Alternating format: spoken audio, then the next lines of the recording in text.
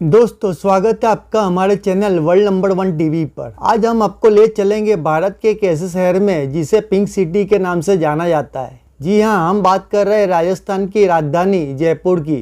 इस वीडियो में हम जानेंगे कि जयपुर को पिंक सिटी क्यों कहा जाता है, यहाँ के प्रमुख आकर्षण क्या है और इस शहर का इतिहास क्या है। तो चलिए इस रंगीन सफर की शुरुआत करते हैं। जयपुर राजस्थान की राजधानी एक ऐसा शहर है जो अपनी खूबसूरती और सांस्कृतिक धरोहर के लिए जाना जाता है। इस शहर को पिंक सिटी भी कहा जाता है। लेकिन क्या आप जानते हैं कि जयपुर को यह नाम कैसे मिला?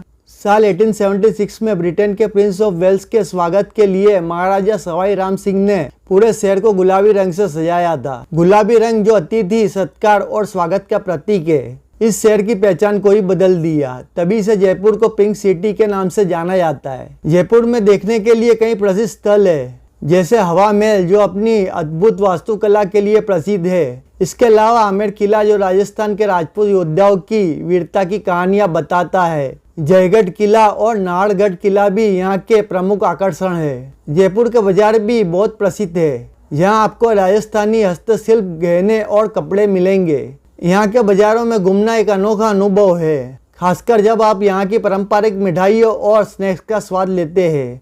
तो दोस्तों, अगर आप भी भारतीय इतिहास और संस्कृति में दिलचस्पी रखते हैं तो जयपुर का सफ़र जरूर करें।